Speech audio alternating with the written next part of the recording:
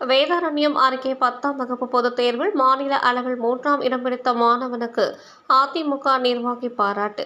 நாகை மாவட்டம் வேதாரண்யம் அருகே உள்ள பஞ்சநதி குளத்தில் உள்ள தனியார் மேல்நிலைப் பள்ளியில் படித்த சக்தீஸ்வர் என்ற மாணவன் 10ஆம் வகுப்பு பொதுத் தேர்வில் மாநில அளவில் 3ஆம் இடமும் மாவட்ட அளவில் முதலிடம் பிடித்து வரலாற்று சாதனை. தமிழில் 99 மதிப்பெண்ணும், ஆங்கிலத்தில் மற்றும் கணிதத்தில் 100க்கு 100ம், அறிவியல் பாடத்தில் 99, சமூக அறிவியல் பாடத்தில் 99 மதிப்பெண் பெற்று 500க்கு 497 மதிப்பெண் பெற்று மாநிலத்தில் 3வது இடம் பிடித்துள்ளார். சக்தீஸ்வரின் தந்தை கதிரவன், தாய் ராதிகா, ஒரு தங்கை சக்தி தேவி நாகையில் உள்ள தனியார் கல்லூரியில் படித்து வருகிறார்.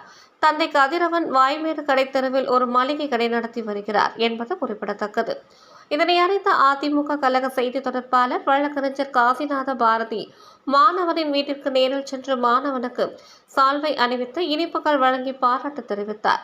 உடன் நாகை மாவட்ட இலக்கிய அணி துணை செயலாளர் செந்தில்குமார், கார்த்தி மற்றும் குமரன் ஏஜென்சிஸ் எஸ். ராஜ்குமார் உள்ளிட்ட ஏராளமானோர் கலந்து கொண்டு மாணவனுக்கு வாழ்த்து தெரிவித்தனர். 10th பொதுத் தேர்வில் நான் 497 மார்க் எடுத்தேன்.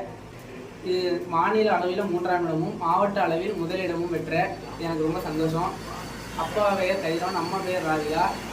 அப்பா வந்து மளிகை கடை வச்சுருக்காங்க. அம்மா வந்து வீட்டில் தான் இருக்காங்க. அம்மா தான் காலையில் சீக்கிரமாக அனுப்பிடுவாங்க.